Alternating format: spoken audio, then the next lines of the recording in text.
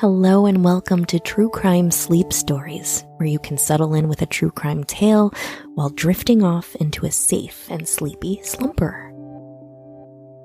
Maybe you want to sip on a cup of hot tea, grab a warm fleece blanket, or cozy up by the fire. Whatever you decide to do, just make sure you're comfortable and ready for relaxation.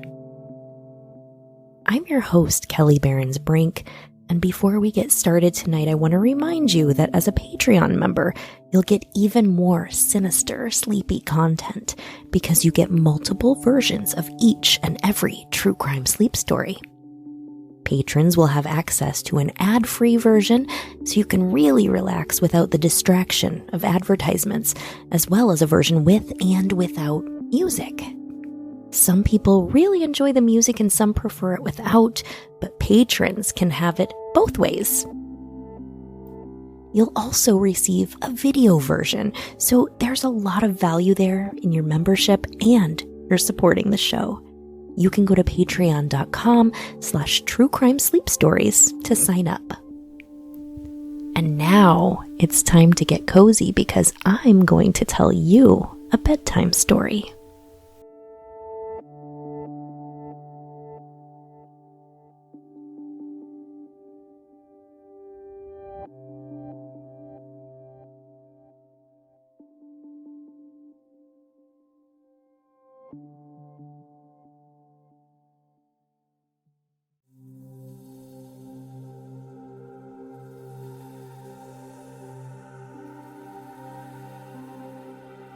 "40-year-old Derek Broaddus and his wife Maria had everything to be thankful for and a future to be extremely excited about.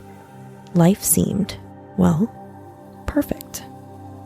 Derek was the senior vice president of a big insurance company in Manhattan, and he was making a large salary. With 3 young children, this growing family decided now was the right time to purchase their dream home. Maria Broaddus had grown up in the well-to-do community of Westfield, New Jersey. The location, just 45 minutes from New York, but still with a safe, small-town vibe, made it perfect for young working families with children. It was rated as one of the safest and wealthiest towns in America. Within Westfield, the place to live was on the boulevard. It was a picturesque neighborhood lined with trees and grand historic homes. So when the gorgeous 6-bedroom, 4-bathroom home at 657 Boulevard, just blocks away from Maria's childhood home, went up for sale, the family decided it was time to buy, even with the hefty $1.4 million price tag. The home was within their budget and it had everything they wanted. That doesn't mean, though, that they didn't have a lot of renovations in mind to make their dream a reality. In fact, at first, Derek and Maria considered tearing the home down to rebuild from scratch. Ultimately, though, they decided renovating was a better plan, and that's what they did. Over the coming weeks, contractors would be in and out of what would be their new residence, updating and bringing the lovely home back to life. And just 3 days after they closed on the home, they were nearly ready to move in as Derek was finishing up some painting and a few other repairs. It was a little after 10 o'clock when he sat down his paintbrush for the night and got ready to head back to their previous residence, where they were still staying until their new home was done. But first, he walked out onto the front porch to check the mail. Since they weren't officially moved in yet, the box of mail was full of the usual junk mail that a family gets, like coupons and advertisements. But there was also an intriguing piece of personal mail addressed vaguely to the new owner in large, sloppy handwriting.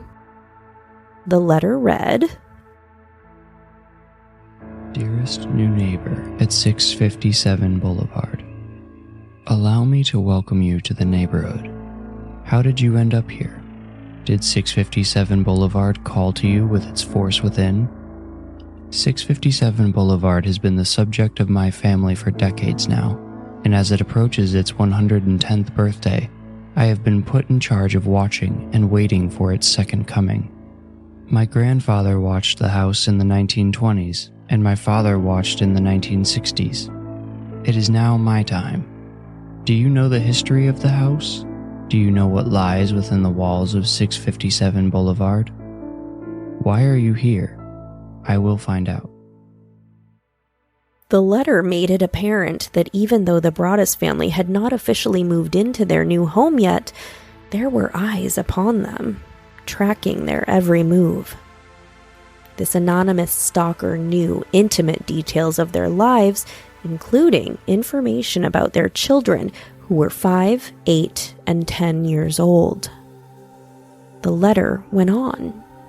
I see already that you have flooded 657 Boulevard with contractors so that you can destroy the house as it was supposed to be.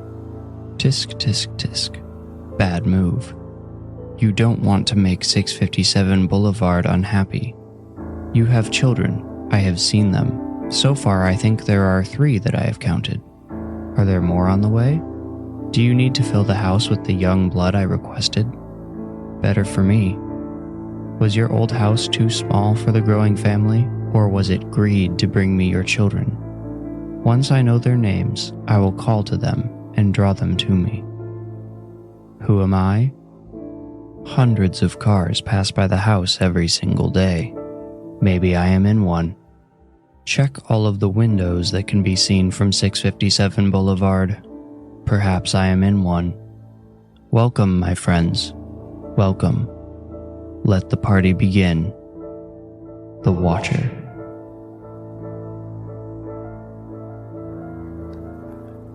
This letter sent chills up Derek Broaddus' spine, and he immediately went into panic mode. When did this letter get delivered? Could this person still be on the property watching him? A nervous Derek called the police, and an officer quickly arrived on his doorstep. The officer on the scene reacted with fear and confusion when he read the words in the eerie letter. He also asked Derek if Derek or his family had any enemies, to which Derek responded that he couldn't think of anyone who would write such a letter.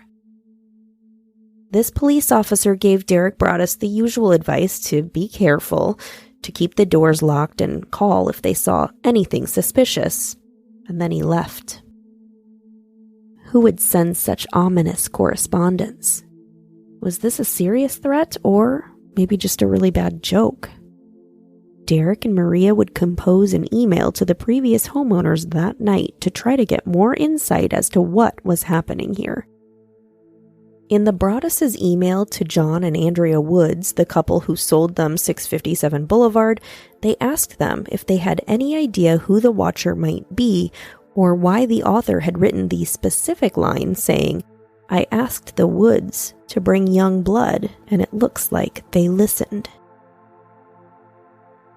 Andrea Woods replied the next morning, stating that just a few days before moving out of 657 Boulevard, John and Andrea Woods also received a letter from the Watcher.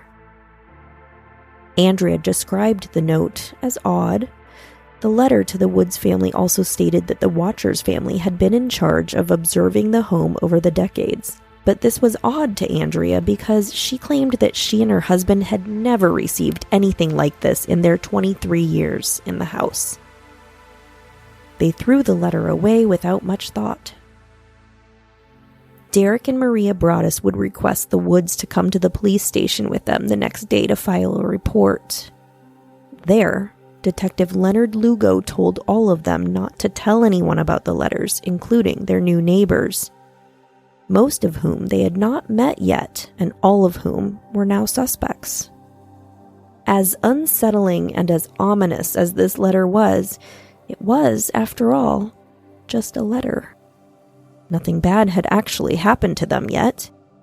Maybe they could just chalk it up to some weird neighbor who was unhappy with the renovations they made, or some twisted teenager trying to spook the new family. While Derek and Maria were definitely on high alert after this incident, even going so far as to having Derek cancel a business trip out of town so that Maria and the kids wouldn't be left alone, they decided to move forward with their renovations, and their plans of moving in and home improvement projects continued. They kept working on the home, moving a lot of their belongings in and connecting with their new neighbors, all while keeping a close eye on their children, though, and staying hyper-aware of what was going on around them. One day, they arrived to work on the house, only to find that a very heavy sign that had been hammered into the ground had been ripped out or pushed over. Was this an act of simple teen vandalism? Or was it the Watcher making their presence known? Another day, some neighbors stopped by the home to introduce themselves and take a tour of the renovation progress. Derek Broaddus would become alarmed when the woman would state to him, "It'll be nice to have some young blood in the neighborhood." Was this the Watcher? Days later, Maria Broaddus stopped over at the house to check out some paint samples and to check the mail when a familiar-looking piece of mail was once again nestled in the mailbox. Letter number 2 from the Watcher made it completely evident that this lurker had been watching the family more closely than ever now. The letter called everyone in the home by name, including their children. They referenced specific details about the Broaddus children, including their birth order, details of their activities, and even some remarks about some of the toys the kids had been playing with. The Watcher even knew the kids' nicknames. So while Maria waited for the police to arrive at the property, she read the newest words that the Watcher had for them. Mr. and Mrs. Broaddus, welcome again to your new home at 657 Boulevard. The workers have been busy, and I have been watching you unload, careful of your personal belongings. The dumpster is a nice touch. The house is crying from all the pain it is going through. You have changed it and made it so fancy. You are stealing its history. It cries for the past and what used to be in the time when I roamed its halls. The 1960s were a good time for 657 Boulevard when I ran from room to room imagining the life with the rich occupants there. The house was full of life and young blood. Then it got old, and so did my father, but he kept watching until the day he died, and now I watch and wait for the day when the young blood will be mine again. Have they found what is in the walls yet? In time they will. I am pleased to know your names now, and the name of the young blood you have brought to me. You certainly say their names often. 657 Boulevard is anxious for you to move in. It has been years and years since the young blood ruled the hallways of the house. Have you found all of the secrets it holds yet? Will the young blood play in the basement, or are they too afraid to go down there alone? I would be very afraid if I were them. It is far away from the rest of the house. If you were upstairs, you would never hear them scream. Will they sleep in the attic, or will you all sleep on the second floor? Who has the bedrooms facing the street? I'll know as soon as you move in. It will help me to know who is in which bedroom. Then I can plan better. All of the windows and doors in 657 Boulevard allow me to watch you and track you as you move through the house. Who am I? I am the Watcher and have been in control of 657 Boulevard for the better part of 2 decades now. The Woods family turned it over to you. It was their time to move on and kindly sold it when I asked them to. I pass by many times a day. 657 Boulevard is my job, my life, my obsession. And now you are too, Broaddus family. Welcome to the product of your greed. Greed is what brought the past 3 families to 657 Boulevard, and now it has brought you to me. Have a happy moving in day. You know I will be watching. The Watcher. Who was the Watcher? Even more, what did the Watcher want from the Broaddus family, and what evil plan was the stalker waiting to execute? Derek and Maria Broaddus decided right then and there that all their worst fears were indeed not an overreaction, and that it was time to stop bringing their children around the home. Someone was obviously watching their every move and threatening to do them harm. Whether these were just hollow threats or something far more sinister, Derek and Maria had no intention of finding out. At this point, they weren't even sure if they still wanted to move into what they had hoped would be their dream home. Was it worth all the trouble? Were their lives in danger? That's a question they'd continue to ponder in the coming weeks, right before a third letter from the Watcher arrived. 657 Boulevard is turning on me. It is coming after me. I don't understand why. What spell did you cast on it? It used to be my friend, and now it is my enemy. I am in charge of 657 Boulevard. It is not in charge of me. I will fend off its bad things and wait for it to become good again. It will not punish me. I will rise again. I will be patient and wait for this to pass and for you to bring the young blood back to me. 657 Boulevard needs young blood. It needs you. Come back. Let the young blood play again like I once did. Let the young blood sleep in 657 Boulevard. Stop changing it and let it alone.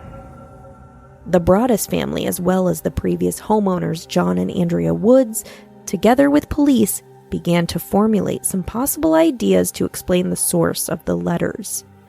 What they first wanted to determine was whether it could have been possibly someone in the neighborhood. The postmarks showed that they were sent locally, or at least within close proximity. The first letter was postmarked June 4th, which was before the sale of the house ever even went public because no for sale sign was ever posted in the yard. So whoever sent the first letter would have had to have a somewhat intimate knowledge of the fact that the house was even being sold in the first place. Additionally, John and Andrea Woods admitted to also getting a letter in the mail before they moved out of 657 Boulevard. So the person who sent their letter would have had to know about the sale as well. And it's a common occurrence for buyers there to get into bidding wars against each other, with homes frequently selling for far above appraised value.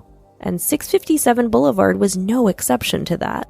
When the Broaddus family purchased their home from the Woodses, they weren't the only potential buyers interested in it. So was the Watcher someone who had also had hopes of making the home theirs, and in an effort to get into the home, attempted to drive the Broaddus family out with fear and intimidation? The possibility was looked into, but other families who had made offers on the home seemed to have alibis and explanations, and it just didn't seem like a realistic possibility.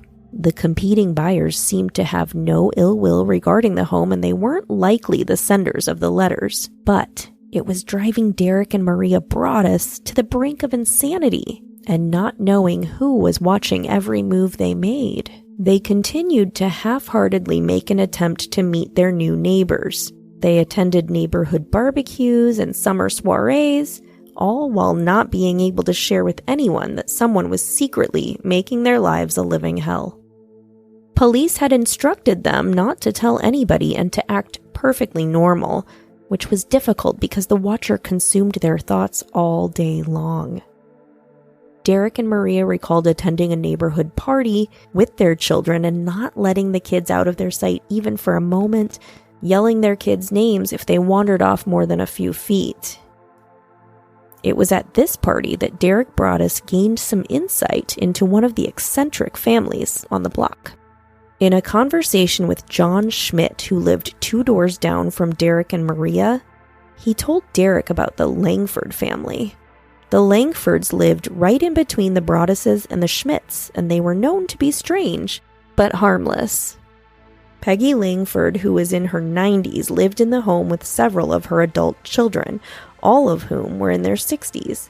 The strangest one of the bunch was Michael, the son who was described as having a beard like Ernest Hemingway. Police brought Michael Langford down for questioning. They said that Langford's speech pattern actually matched the style that the letters were written in. It seemed to be more than just a coincidence, but they also said that absolutely nothing could be done. There was no crime here. Nobody had actually done anything. Yet. Police stated that it would probably all be okay, but Derek Broaddus was not okay with probably, and he was on a mission to find the Watcher. He installed cameras everywhere in and outside of the home, and he spent night after night crouched behind windows in the dark in an attempt to spot anyone lurking in the shadows, but he found nothing. Derek had papers, photos, maps, legal documents spread all over the house. He made charts for himself showing which houses were within earshot of theirs and of names of all the homeowners and when the homeowners had moved into their homes. Derek feared that his wife Maria was starting to think he had lost his mind. The Broaddus family enlisted the help of private investigators, the FBI, private security consultants, and numerous others with experience in solving crimes and profiling criminals. They finally determined a possible profile of who the Watcher might be. Those details included someone older given the style and certain words that were chosen in the letters. Also, someone who may have been an avid reader based on their vocabulary and the dramatic style of their writing. They also determined it was probably someone who wasn't very masculine. They thought the person may have somewhat impulsive and erratic behavior, and that they had a lot of anger directed towards wealthy people. These possible personality traits, though, did not bring them any closer to a suspect. While the strange neighbor, Michael Langford, seemed like a potential fit for the Watcher, there was no real evidence pointing directly at him or giving them an opportunity to make an arrest. Langford had diagnosed yet controlled schizophrenia, and all the people that knew him would say it made him occasionally do a few things that people would call odd, but that he had a very kind heart and he was not a threat to anyone. While they kept their focus mainly on the eccentric Langford family, there were other people that they should have been looking into. There were multiple sex offenders in the neighborhood, and there were some other neighbors who lived behind 657 Boulevard who seemed to keep a suspiciously close eye on the Broaddus home. Every new possible suspect led nowhere, and the Broaddus family grew increasingly disheartened, paranoid, and anxious about the thought of moving into their new home. They looked into getting watchdogs, they installed security alarms, and they enlisted in the help of part-time security guards. Running out of ideas, they even had a priest come bless the home. Shockingly, there were several instances of the alarm system going off in the middle of the night, but no perpetrator was ever apprehended. It became a situation where moving into their dream home had become a complete nightmare.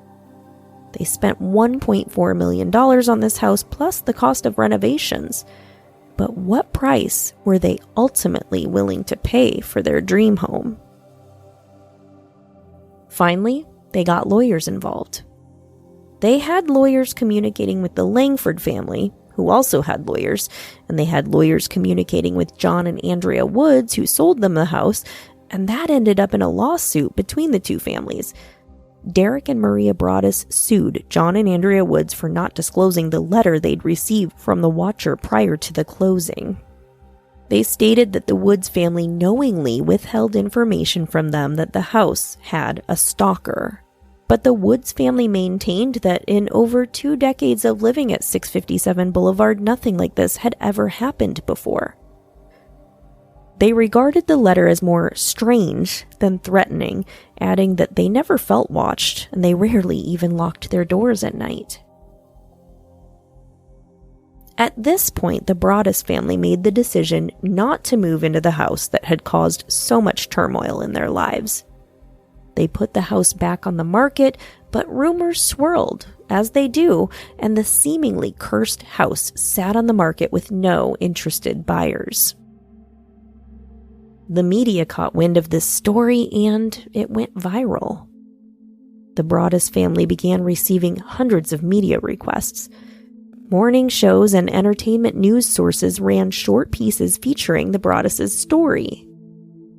Entire subreddits were formed to discuss theories on this case, and everyone had their own opinions about who the Watcher was. The townspeople of Westfield panicked after the story went viral. People were frightened and baffled by this incredible mystery. Now it wasn't just the Broaddus family who had distrust in all their neighbors, but everyone in the Westfield community shared the same paranoia. Things would take a surprising turn when police announced to the Broadduses that they obtained DNA from the envelopes. The DNA was female. Immediately, investigators obtained DNA samples from all the females in the Langdon family next door, but none of them were a match. Ultimately, police officers denounced anyone in the Langford family as having anything to do with the Watcher letters. Now the mystery would deepen. Who was the Watcher? With no leads, detectives would go back and request a DNA sample from Andrea Woods, the previous homeowner of 657 Boulevard, and they would also question the Woods' son. Again, this would lead to nothing. One night while they were staking out the property, a car drove up to 657 Boulevard and sat there for quite a while. Police questioned the owner of the car, a woman who would tell them that she thought her boyfriend could have perhaps had something to do with the letters. Especially noteworthy was the fact that he was a gamer. In one of the video games he played, he named his avatar the Watcher. Police attempted to contact the boyfriend, who was actually a previous resident of a home on the boulevard. But in a frustrating turn of events, the young man would never show up for questioning, and police would say they didn't have enough evidence to pursue anything with him. Another promising lead would pop up when someone else in Westfield came forward stating that right around the time when Derek and Maria received their first note from the Watcher, they also received a note from the Watcher. They found it strange, but not threatening. Since this was before anything had ever come out in the news yet, they threw the letter away and gave it no further thoughts. Police began formulating an idea that maybe there were no leads because nobody else in the public sector was involved. Maybe the Broadduses themselves made up the entire story. They theorized that Derek and Maria sent the letters to themselves and orchestrated the events. But why would they do that? Some people suspected that after closing on the $1.4 million fixer-upper, Derek and Maria got buyer's remorse. Maybe they wanted or needed out. But if that were the case, why would they spend so much time, money, and energy on home surveillance, private investigators, and lost wages, especially knowing that the trail may very well lead right back to them if they were lying? Some would speculate that the Broaddus family had big dreams of creating so much hype around the Watcher letters that the story had been made up in an effort to get a book deal or maybe a movie deal out of it. Or maybe they were planning an insurance fraud scheme. Everyone in town seemed to have a theory. But most of them were very far-fetched and quickly debunked. Investigators all agreed the Broaddus family had nothing to do with the Watcher letters, but the community still seemed to turn on the Broaddus family. Rumors were spread. Animosity from townspeople grew as they worried about their property values. They started resenting the Broaddus family for claiming that the community they all loved might not be as safe as they all thought it was. Other kids began picking on the Broaddus children, and the whole town turned against them. The community that Maria Broaddus had grown up in, where her parents lived and where she wanted to raise her own children, was not as welcoming as it once was. Years would go by, and in 2017, the Broaddus family would still be paying their exorbitant mortgage on their empty dream home, while also renting a second home in which they felt safer. They continued to battle the city council on their options, all while trying to sell the home that had turned into such a huge nightmare for them. The house sat empty for so long, 2.5 years to be exact, that squirrels moved into the attic. One day, as Derek Broaddus was working on some repairs in the empty home, he ran down to the mailbox to check for any bills that may have accumulated while they were away. Shockingly, there was another letter from the Watcher. Violent winds and bitter cold to the vile and spiteful Derek and his wench of a wife, Maria. You wonder who the Watcher is? Turn around, idiots. Maybe you even spoke to me, one of the so-called neighbors who has no idea who the Watcher could be. Or maybe you do know and are too scared to tell anyone. Good move. I walked by the news trucks when they took over my neighborhood and mocked me. I watched as you watched from the dark house in an attempt to find me. Telescopes and binoculars are wonderful inventions. 657 Boulevard survived your attempted assault and stood strong with its army of supporters barricading its gates. My soldiers of the boulevard followed my orders to a T. They carried out their mission and saved the soul of 657 Boulevard with my orders. All hail the Watcher. I will have revenge. Maybe a car accident, maybe a fire, maybe something as simple as a mild illness that never seems to go away but makes you feel sick day after day after day after day after day. Maybe the mysterious death of a pet. Loved ones suddenly die. Planes and cars and bicycles crash. Bones break. What more could the Watcher take from them? The author had robbed the Broaddus family of years of happiness, stolen their dream home from them, and cost them their entire savings and destroyed their friendships. What was a house to Derek and Maria Broaddus at this point? They made it out alive, and that was all that mattered to them now. Eventually, Derek and Maria Broaddus would find a brave renter to rent the home, which helped soften the financial blow a bit, but it still didn't even cover the cost of the mortgage, taxes, and insurance. Then in 2019, 5 years after the first letter they received from the Watcher, the house would finally be purchased by a new set of owners. Derek and Maria Broaddus ended up taking a huge hit of nearly $500,000 just for the sake of getting rid of this house. They could finally be free of the Watcher's grip, but would they ever be the same? And who was the Watcher? To this day, we still don't know their identity or their motive. But in one final letter, the Watcher had a few dark words for Derek and Maria Broaddus before parting ways forever. You are despised by the house, and the Watcher won.